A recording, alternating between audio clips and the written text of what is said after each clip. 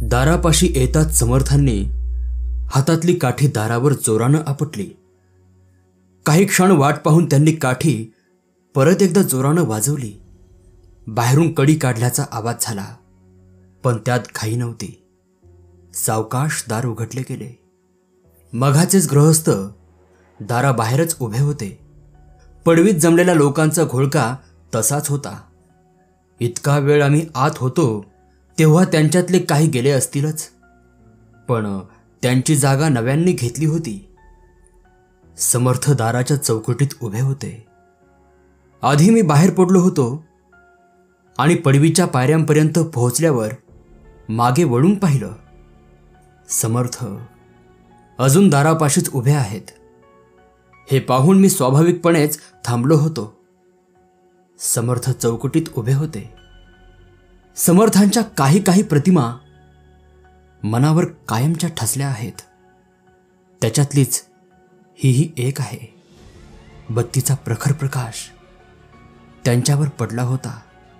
नजर जमलेल्या मंडळींवरून सावकाश फिरत होती. ही मंडळी समर्थांना ओळखत नव्हती, म्हणूनच इतकी शांत बसली होती.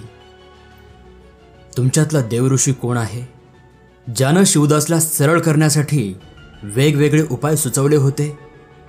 कोण आहे देवऋषी? समर्थांच्या पहिल्या शब्दाबरोबर सर्वजण शांत झाले होते. आता त्यांचा प्रश्न येताच सगळे मागे पुढे पाहायला लागले. त्यांच्यात कुजबूज सुरू झाली. तो पळून गेलेला दिसतो, तोच तुमच्यातला शहाणा म्हणायचा. समर्थ अजूनही अगदी खालच्या आवाजात बोलत होते, पण आत्ता कोठे मंडळींना समर्थांचा वेगळेपणा जाणवायला लागला होता. अस्ताव्यस्त पसरलेले हातपाय त्यांनी जवळ घेतले होते. सर्वजण सावरून बसले होते. पण सुचवणारा एकटा असला तरी करणारे लोक अनेक असतील, हो की नाही? शिवदासला वेताच्या छडीनं मारला तेव्हा कोणीतरी त्याचे हातपाय धरले असतीलच की नाही? त्याला धुरी दिली तेव्हा कोणीतरी त्याचं डोकं पुढं ढकललं असेलच की नाही? ते तर इथं आहेत ना. अजूनही लोक गप्प होते. एक दोघांच्या माना जराशा खाली गेल्या होत्या. किती शूरपणाचं काम, नाही का? समर्थांच्या आवाजात एकाकी विलक्षण तिरस्कार, तुच्छता आली. ते शब्द मंडळींना चापकासारखे झोंबले. 15-20 झटिंगणांनी एका माणसाला धरून मारायचा, कोंडायचा. समर्थ बोलत होते. त्यानं काय केलं ते त्याला आधी विचारा. कोणीतरी म्हणालं, मला सगळं काही माहीत आहे. समर्थ कडाडले. लोकांना बनवायचा त्याला काय अधिकार? तोच आवाज परत आला. लोकांना अक्कल नसते म्हणून ते फसतात. समर्थ विलक्षण तिखट आवाजात म्हणाले. तुम्ही भोळसट आहात. वेड्यावाकड्या अफवांवर तुम्ही विश्वास ठेवता, म्हणून कोणीही येतं आणि तुम्हाला मूर्ख बनवून जातं. शिवदासचं वागणं बरोबर आहे असं मी म्हणत नाही, पण राईचा पर्वत करायचा, तुम्हाला बनवून त्याच्याकडून देवासाठी कोंबडी बकरीचा नैवेद्य काढला तर तो तुम्हाला चालतो. खिशाला चाट बसली तर ती चालते, आणि यानं तुम्हाला जरा शब्दात गुंतवलं तर मात्र तुमचा नक्षा जातो काय? केवळ शिवदासच म्हणाला म्हणून मी जास्त काही करीत नाही. मी आता शिवदासला त्याच्या घरी घेऊन जाणार आहे. पण वठाराचा पिर्या, त्याचं काय? कुणीतरी कुजबुजलं. होय, वठाराचा पिर्या परत येणार आहे. तो बघा आला. समर्थांनी दाराकडे बोट केलं. माझ्या सकट सर्वांच्या नजरा दाराकडे वळल्या. दारापाशी उभी असलेली माणसं दूर झाली आणि दाराच्या चौकटीत वठाराचा पिर्या उभा होता. मघाचीच दाराच्या चौकटीतली समर्थांची प्रतिमा आणि आत्ता ही पिर्याची, पण दोन्हीत जमीन आसमानचा फरक. समर्थांसारखे शाश्वत काहीही नाही आणि पिर्यात सत्यतेचा कणही नाही, पण आपल्या डोळ्यांना दोन्ही प्रतिमा सारख्याच दिसतात. दोन्हीत काडीचाही फरक नाही. समोर दिसणारी पिर्याची प्रतिमा भ्रामक आहे हे मला माहीत असूनही मी फसत होतो. सत्याभास इतका प्रखर होता की विचारांची काहीही मात्रा चालत नव्हती.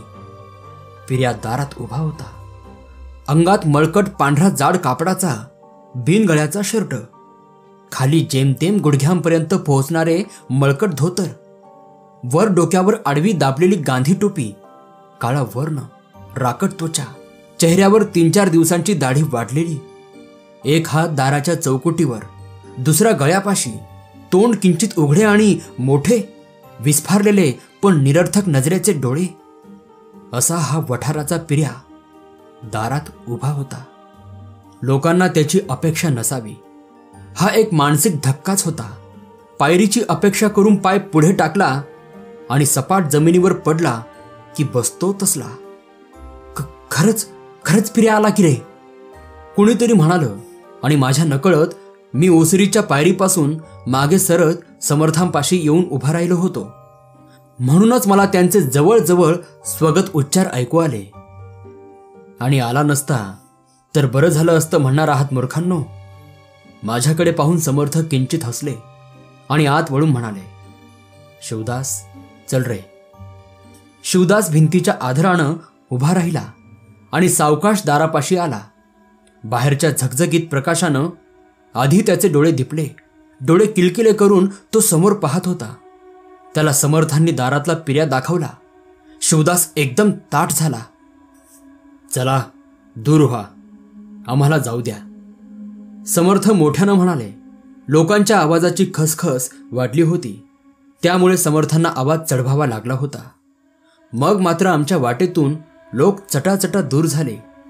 पायरीपाशी आल्यावर समोर पाहिलं, पिर्या दारातून आत येत होता. त्याच्या हालचाली मंद, विस्कळती होत्या. चेहऱ्यावर एक अर्धवट वेडसर हास्य होते आणि त्या कल्पनेनेच माझ्या शरीरावर काटा आला. तो जवळून जाताना मी अंग चोरून घेतलं. मनात विचार आला, मी जर हात पुढे केला तर हाताला या पिर्याचा खांदा लागेल का काहीच लागणार नाही, का काहीतरी वेगळंच लागेल. आम्ही मोठ्या दारापाशी पोहोचलो. समर्थ शिवदासला आधार देऊन बाहेर यायला मदत करीत होते. मी एकदाच मागे पाहिलं. पिर्या ओसरीच्या पायऱ्या चढून वर गेला होता आणि बत्तीच्या प्रकाशात मला जे लोकांचे चेहरे दिसत होते त्यांच्यावर खूप वियोगानंतर प्रेमाचे माणूस भेटल्याचा भाव मुळीच नव्हता. ते सर्व सावध होते, सावरून बसले होते. या सर्व प्रकरणात काहीतरी अनैसर्गिक आहे असं त्यांना वाटत होतं, पण ते नक्कीच समजत नव्हतं. आम्ही बाहेर पडलो. शिवदासच्या बायकोच्या कानावर सर्व हकीकत गेलीच होती. तिनं तर समर्थांचे पायच धरले. तिला उठवता उठवता समर्थांची धावपळ झाली. तिचा फारच आग्रह पडला तेव्हा समर्थांनी तिला कॉफी करायला सांगितली. ती आत जाताच ते शिवदासकडे वळून म्हणाले, शिवदास, आता जितक्या लवकर तू हे गाव सोडशील तितकं चांगलं. तुझ्या व्यवसायात शत्रुत्व तर मुळीच उपयोगी नाही. लोकांचा विश्वास हेच तर तुमचं भांडवल. समर्थ, देवा शपथ सांगतो, मी आता तसले धंदे यापुढे कधी करणार नाही. एकदा मिळाला तो धडा जन्मभर पुरणार आहे. शिवदास म्हणाला, प्राण जायची वेळ आली होती आणि मी स्वतःला तुमच्या बरोबरीचा समजत होतो. आम्ही शिवदासच्या घरी फार वेळ थांबलो नाही. शिवदासला पुन्हा एकदा गाव सोडायचा इशारा देऊन समर्थ गाडीत चढले. जाताना गाडी त्यांनी मुद्दाम पाटलाच्या वाड्यावरून घेतली. अजून आतली गर्दी हटली नव्हती, उलट गर्दी वाढलेलीच दिसत होती. समर्थांनी दारासमोर गाडी थांबवली. मी आत एक नजर टाकली.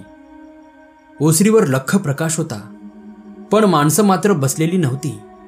ती सगळी भिंतींना पाठ लावून उभी होती आणि मधल्या मोकळ्या जागेत पिर्या किंवा त्याच्या जागी जे काही असेल ते वेडाविद्रा नाच करीत होता. आप्पा, माणसाच्या मनात बाह्यसृष्टी चित्रांच्या ॲनालॉगच्या स्वरूपात साठवलेली असते. सर्व संकलित अनुभवांच्या आधारावर एक मानसिक चित्र उभं केलं जातं, समर्थ सांगत होते. शिवदासला हिप्नॉटिझमची कला थोडी बहुत अवगत होती. काही वेळा ही देणगी नैसर्गिकच असते. पिर्याची त्याची कल्पना दिसायला सोपी, पण फार गुंतागुंतीची होती. लोकांच्या सर्व आठवणी हिंदकळल्या होत्या. त्याच्यावरच्या त्यांच्या रागाचं खरं कारण होतं त्याचा हा मूर्खपणाच म्हणायला हवा. पण तरीही त्या लोकांनी त्याला विनाकारण छळला. आता त्यांचा पिऱ्या त्यांना मिळाला आहे.